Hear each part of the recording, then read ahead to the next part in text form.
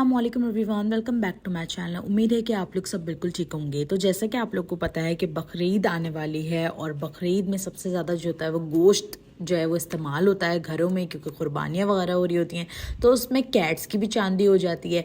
But बहुत सारे लोगों का ये सवाल होता है कि क्या हम अपनी कैट को रॉ मीट दे सकते हैं। तो आज की वीडियो में मैं उसका जवाब देने लगी हूँ आप लोगों को, और आज की वीडियो पूरी देखिएगा, आप लोगों के लिए बहुत ज़्यादा हेल्पफुल होगी। क्योंकि की वीडियो में मैं आप लोगों को कुछ बहुत अच्छी अच्छी टिप्स दूंगी जो आप लोगों को आगे जाके बहुत ज़्यादा आप लोग के लिए हेल्पफुल होगी और आप लोग के पैसे भी बचने वाले हैं बहुत ज़्यादा। जैसे कि आप लोगों को पता है कि समर्स चल रही है और समर्स में कैट्स जो है वो वैसे ही खाना बहुत कम कर देती हैं, और हम डेली बेसिस के ऊपर अपनी कैट के लिए होममेड डाइट बना रहे थे बट वो नहीं खा रही होती है, थोड़ा सा खाती हैं छोड़ देती हैं।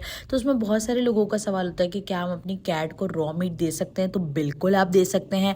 और अभी जब कुर्बानी स्टार्ट हो जाएगी, यानी कि अभी जब बकरीद आएगी और जब कुर्बानी होगी, तो बहुत सारे लोगों का ये भी सवाल होगा कि हम कुर्बानी का गोश्त दे सकते हैं। बिल्कुल आप दे सकते हैं। आप उसके अंदर आप अपनी कैट को चिकन का भी रॉ मीट दे सकते हैं, बीफ का भी रॉ मीट दे सकते हैं। लेकिन जब आप स्टार्ट करें तो आप उसको थोड़ा थोड़ा दें, जैसे कि मैंने अपनी कैट्स को दिया है।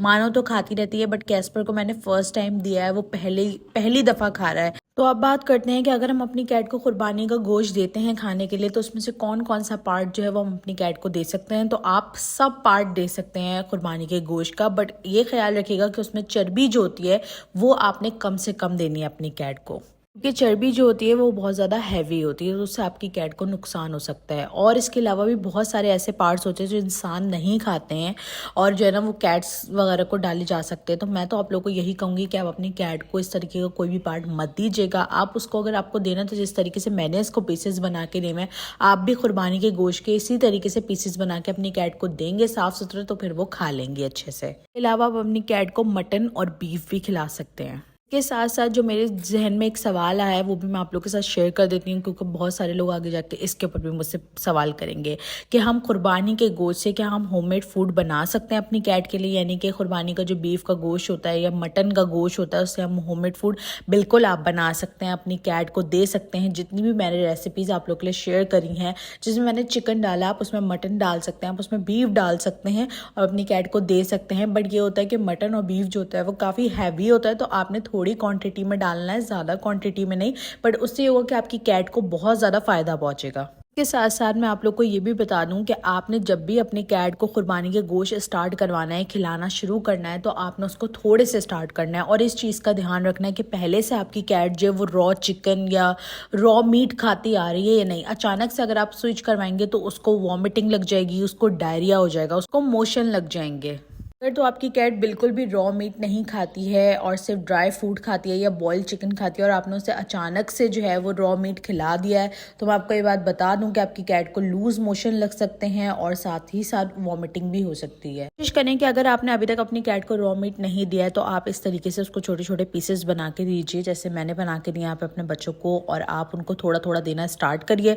पहली दफ़ा में थोड़ा सा दीजिए, फिर दूसरी दफ़ा में थोड़ा सा दीजिए। इस तरीके से उनको आदत भी लगेगी और फिर जब आप उनको वगैरह या कुछ इस तरीके से प्रोवाइड करेंगे तो वो आसानी से खा लेंगे। एक चीज़ का भी आप लोगों ने ध्यान रखना है, बहुत सारे लोग ये भी सवाल करते हैं हमारी कैट बहुत ज़्यादा वीक हो रही है, हम उसको हेल्दी कैसे करें। तो आप उसको रॉ मीट देकर भी हेल्दी कर सकते हो, लेकिन आपने इस चीज़ का ख्याल रखना है कि आपने जब भी उसको रॉ मीट देना तो आपने बहुत थोड़े से स्टार्ट करना है। दूसरा ये कि बहुत साफ़ सुथरा हो, उसके ऊपर कोई चर्बी वगैरह ना हो, उसके ऊपर कोई खून वगैरह ना लगा हुआ हो।